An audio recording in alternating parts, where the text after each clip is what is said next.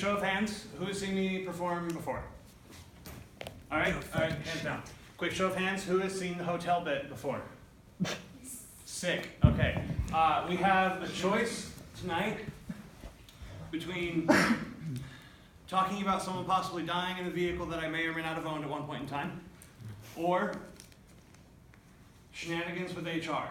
So, by sound, so yell, do we want to hear about vehicle? Yeah! Or HR? Yeah! HR. I voted both. So, Loud. I'm going to be looking at my phone a lot tonight because I'm reading real emails. This is something that really happened. So, over the summer I had an office in Indianapolis. I'm an adult, I do stuff. And in that office there are many smaller places on the floor. Every business has their room, and on the front of their doors they have this little snap-in thing. The kind of place where you'd usually put the name of your business or some sort of announcement, but I'm not a business, they're a business, so I usually kept mine blank.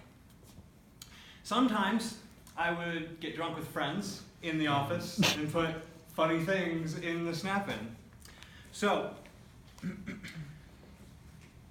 one night I decided to make a poster.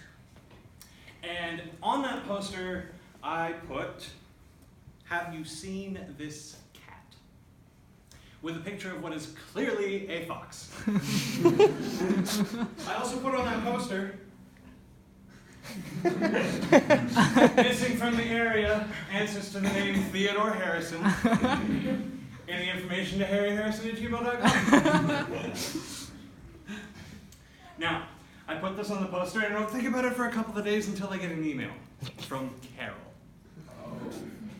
Carol wrote, "Mr. Campbell, it has come to our attention that you have a sign on your door for a lost cat in a snap frame. May I remind you that it states in your contract that we have a strict policy on animals in the building. This is a workplace. Animals are not allowed. Anyone who is found to have pets in their premises may have their contract terminated. Regards, Carol, management assistant." First of all, I checked in the contract. There was nothing about animals. She has nothing on me. Second of all, Carol, it's a picture of a fox, Carol. I replied, "Hello, Carol. My apologies. There's been a simple misunderstanding. There is indeed a sign for a lost cat in the snap frame on my door, but Theodore Harrison is not my cat. I'm attempting to find him because I believe he is stealing from me. I popped into my office late last week and my collection of antique mouse toys had been disturbed. Outside the building I saw a cat and instinctively yelled, 'Theodore Harrison!' To which the cat turned and I deduced that is his name. Any and all information and help in finding Theodore would be greatly appreciated. Regards, Justin." So, Carol replies back, "Mr. Campbell, I'm sorry to hear about the disruption at your office, but I would like to politely ask you to take the sign down. The surrounding businesses have made complaints that their customers have been disturbed by your signs."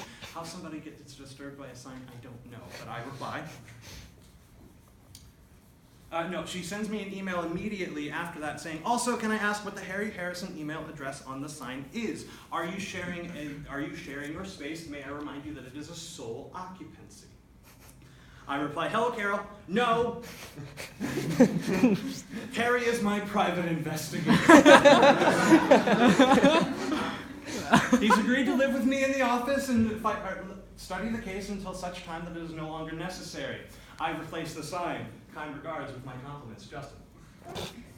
So I go about my business and I replace the sign with the same picture of the fox, only now it says, The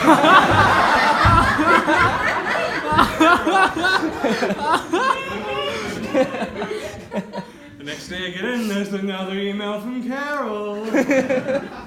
"Mr. Campbell, I'm sorry to hear about the no, wrong email. Mr. Campbell, we've had some complaints that you've replaced You replaced the sign with a very similar sign.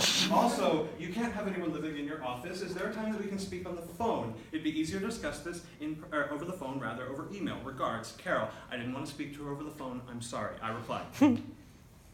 Carol, I'm afraid that's not possible. I've been advised by Harry Harrison that I shouldn't use the phone as it may be bugged. She replied, okay, Mr. Campbell, I just had the security guard go around and there's no one answering the door and there's no light on, so I'm fairly confident that your inspector is not living in the office. As long as you don't have pets in the office, I'm happy to forget the whole thing. Regards, Carol. Very democratic, very kind on her part, I replied.